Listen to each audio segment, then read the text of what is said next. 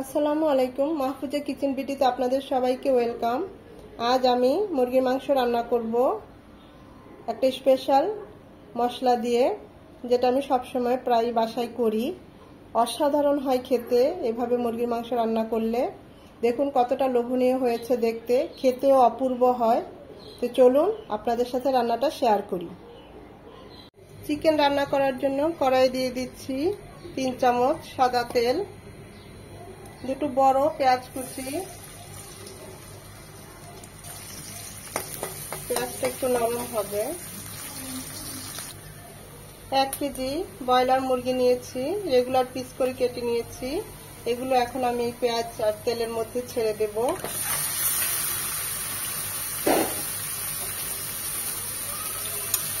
পেঁয়াজ আর তেলের সাথে চিকেনটাকে এভাবে ভালোভাবে ভেজে নেব, মিনিমাম 3 থেকে 4 মিনিট। চিকেনটা ভাজতে ভাজতে এখানে আমরা একটা পেস্ট করব। এখানে আমি নিয়েছি 2টো দারচিনি, লবঙ্গ, এলাচ 4টা, একটা জয়ত্রী, জয়ফলের আমি হাফটা নেব। এগুলো আমি একটা ব্লেন্ডারে ব্লেন্ড করে নেব। ব্লেন্ড করে নেওয়ার পর আমার এরকম হয়েছে মশলাগুলো। এটা আমি এই কারিতে দেব। দেখুন চিকেনটা খুব ভালোভাবে ভাজা হয়ে গিয়েছে। ব্রয়লার মুরগি এভাবে ভেজে নিলে খুব ভালো হয় খেতে, টেস্ট অনেক গুণ বেড়ে যায়। আমাদের চিকেনের কালারগুলো চেঞ্জ হয়ে এসেছে। এখন এই পর্যায়ে আমি এখানে 2 চামচ আদা রসুন বাটা আর 2 চামচ পেঁয়াজ বাটা দিয়ে দিচ্ছি।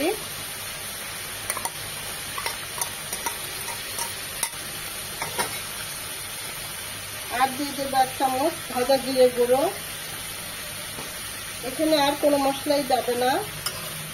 আদা রসুনের সাথে চিকেনটাকে ভালোভাবে কষিয়ে নেব, যেন আদা আর পেঁয়াজের ভাজানো গন্ধটা চলে যায়। এটাকে 2-3 মিনিট ভেজে নেব মশলার সাথে চিকেনটাকে।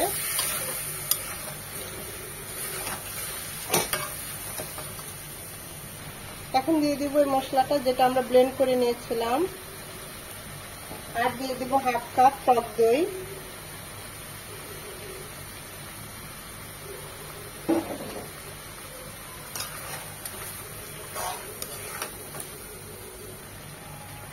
বাটিটা ধুয়ে একটু পানি দিয়ে দিলাম। দিয়ে দিব স্বাদ মতো লবণ।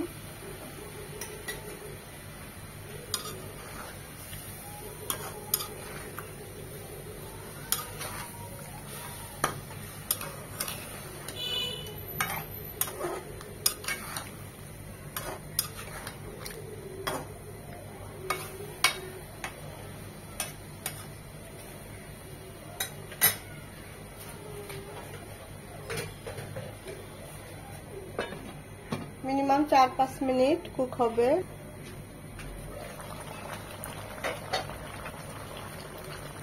3টা টমেটো ছোট ছোট করে কিউব করে নিয়েছি, সেগুলো দিয়ে দিচ্ছি।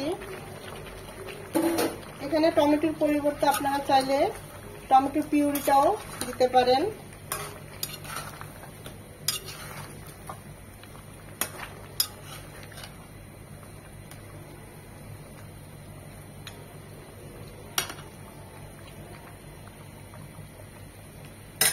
রান্না হবে মিনিমাম এখন 10 মিনিট।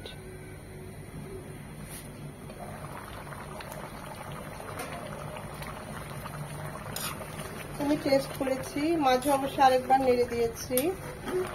লবণ টবণ সব ঠিক আছে, খুব সুন্দর একটা ফ্লেভার চলে এসেছে। এটা আরেকটু মাখো মাখো হবে। চিকেনগুলো সেদ্ধ হয়ে গিয়েছে।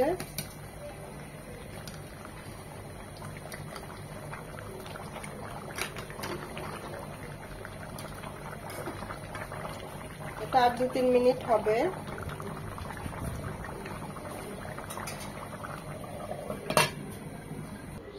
তৈরি হয়ে গেল আমার স্পেশাল মুরগির মাংস রান্না। তো এভাবে অবশ্যই একবার হলেও ট্রাই করবেন। আমার রিকোয়েস্ট রইল এভাবে একবার ট্রাই করে খেয়ে আমাকে জানাবেন কেমন হয়েছে। অসাধারণ হয়, অপূর্ব হয় এভাবে মুরগির মাংসটা রান্না করলে। অবশ্যই অবশ্যই একটা লাইক দিবেন, কারণ আপনাদের একটা লাইক আমাকে পরবর্তী ভিডিওটা করতে উদ্বুদ্ধ করে, উৎসাহিত করে।